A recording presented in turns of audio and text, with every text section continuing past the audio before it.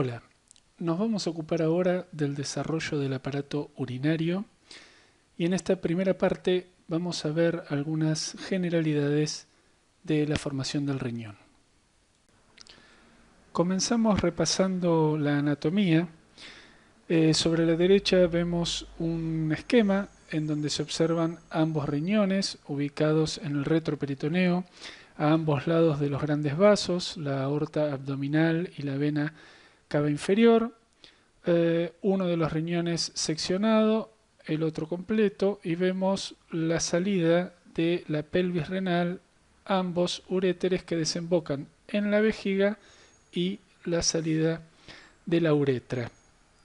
Si pasamos al esquema principal, en donde inicialmente observamos un riñón con sus dos polos y la parte central, y en su cara medial vemos el ilio renal, en donde podemos identificar la llegada de la arteria renal con sus ramas, la salida desde el órgano de las venas que van a formar la vena renal, en este caso sería la del lado derecho, y por detrás de los vasos se ubica la pelvis renal con una pequeña porción del uréter. En el esquema central vemos un corte, una disección para ver la anatomía interna del riñón. El riñón es un órgano macizo, consta de una corteza que es periférica, una médula que se ubica más interna, y es esta médula la que se relaciona con el sistema excretor, el cual macroscópicamente podemos identificar los cálices menores, los cálices mayores, que al confluir conforman la pelvis renal, que es esta dilatación que se continúa con el conducto denominado uréter. También se puede ver en este esquema la arteria renal con sus ramas, la salida de las venas que al confluir van a conformar la vena renal, y siendo un poco más en la profundidad vemos que hay un esquema de la unidad anátomo-funcional del riñón, que es la nefrona. Aquí vemos una vista ampliada de la unidad anátomo-funcional del riñón, de la nefrona, para poder identificar sus componentes. En este sector podemos observar el llamado corpúsculo renal o corpúsculo de Malpighi, el cual consta de un capilar arterial glomerular en íntima relación con esta estructura que se denomina cápsula de Bowman.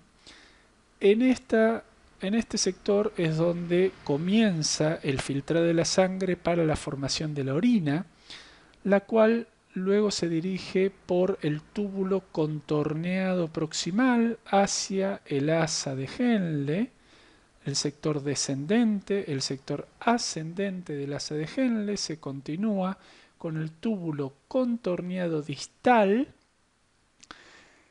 el cual a través de un túbulo conector va a desembocar en el túbulo colector, el cual junto con otros túbulos colectores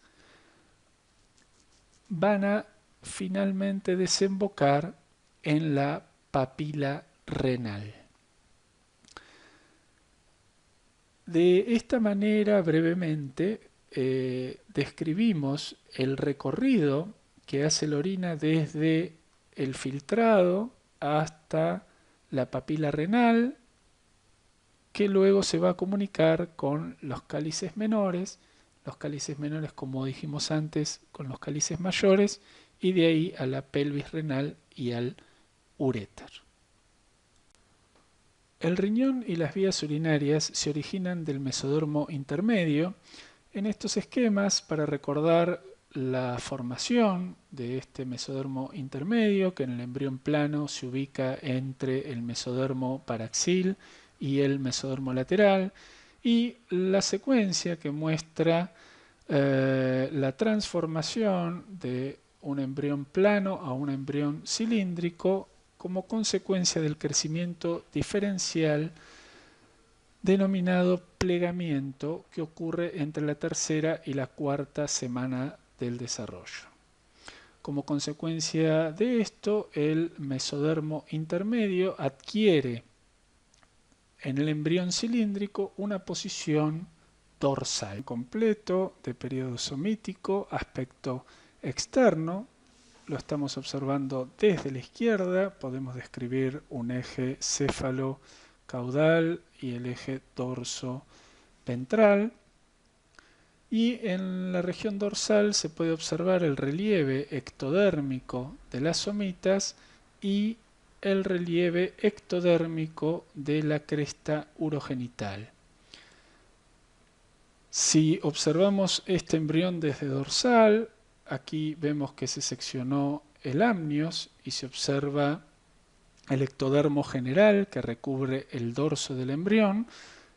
Y en la imagen siguiente, este ectodermo general fue retirado para observar el tubo neural en el centro, a ambos lados los somitas y el mesodermo paraxil no segmentado, y en íntima relación con el mesodermo paraxil y los somitas, la formación del mesodermo intermedio. El desarrollo del riñón progresa a través de tres estadios principales. Los dos primeros, el pronefros y el mesonefros, son transitorios, y solamente el tercer y último estadio, denominado metanefros, es el que persiste y va a dar origen a un riñón funcional. Es así que al comienzo de la cuarta semana, en la región más anterior del mesodermo intermedio, a ambos lados del mesodermo paraxil se forman los conductos néfricos primarios o conductos pronéfricos, los cuales inducen al mesodermo intermedio adyacente a formar los túbulos renales iniciales. Así conformado, el pronefros, si bien no cumple funciones renales en el humano, su formación es necesaria para la inducción de las estructuras más caudales. Entonces, durante esta cuarta semana, a medida que va involucionando este pronefros, induce la formación del conducto mesonéfrico o de Wolff y la constitución de los túbulos mesonéfricos. El mesonefros está en discusión si participa en la filtración y formación de orina durante el periodo embrionario, pero cumple otras funciones que veremos en otros seminarios, como las hematopoyéticas y las relacionadas con el desarrollo del aparato genital. Retomando la evolución del mesonefros, el conducto mesonéfrico o de Wolff continúa hacia caudal hasta llegar a la cloaca, donde desemboca, y es aquí que entre la cuarta y la quinta semana del desarrollo, a partir de el conducto mesonéfrico, se va a originar un brote epitelial denominado brote ureteral, el cual va a interactuar con la porción más caudal del mesodermo intermedio, denominada metanefros. Es este metanefros la tercera y última estructura que se forma, a partir de la cual se va a originar el riñón definitivo. El metanefros entonces presenta un componente epitelial y un componente mesenquimático. El componente epitelial se denomina brote ureteral y se origina del conducto mesonéfrico de Wolff, y el componente mesenquimático se origina a partir del mesodermo intermedio, más precisamente del mesénquima metanefrogénico.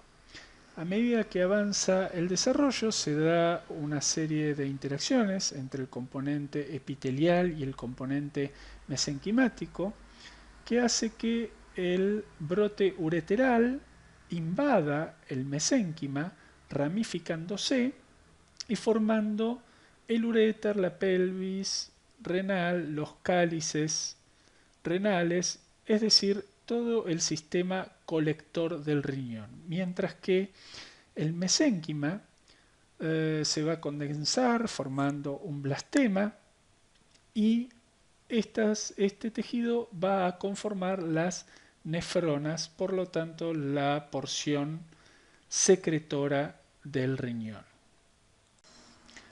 Vamos a ver entonces que a medida que el brote ureteral invada el blastema metanéfrico, se va a ir ramificando, formando todo el sistema colector del riñón, y el mesénquima va a interactuar con las ramificaciones del brote ureteral para ir formando las distintas estructuras precursoras de la nefrona.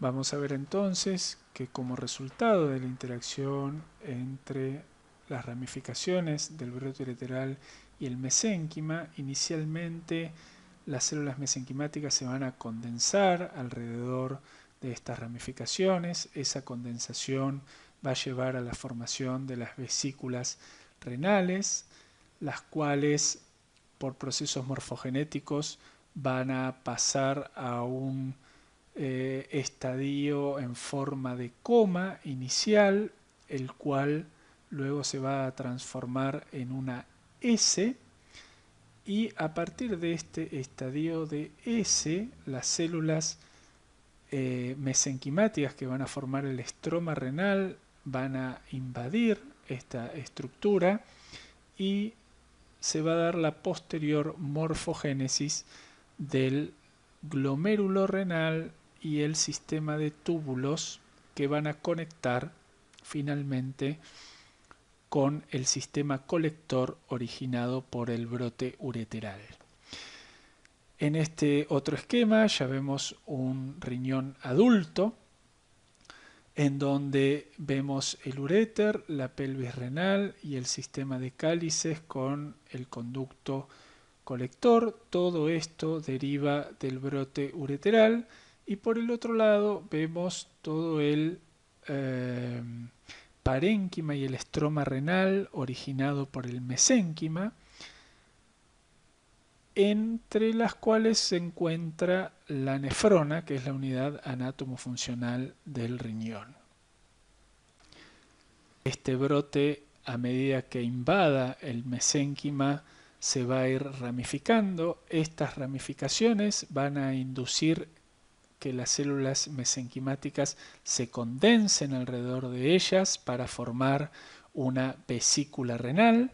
Esta vesícula renal va a sufrir procesos morfogenéticos que la van a llevar a primero formar una coma y luego una S.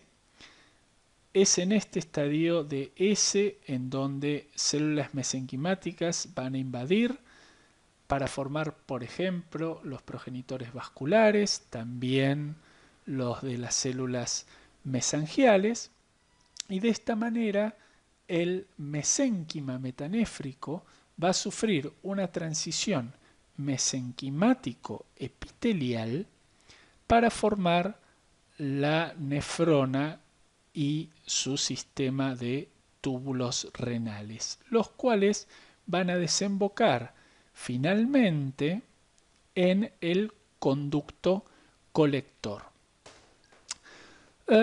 Está en discusión el origen de este segmento de la nefrona, ya que,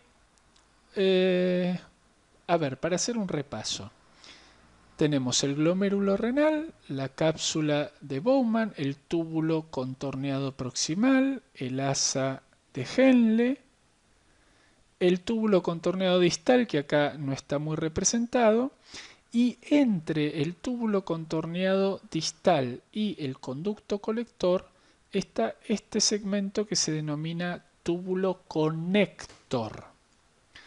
Las últimas investigaciones sugieren que el origen del túbulo conector es a partir del brote ureteral.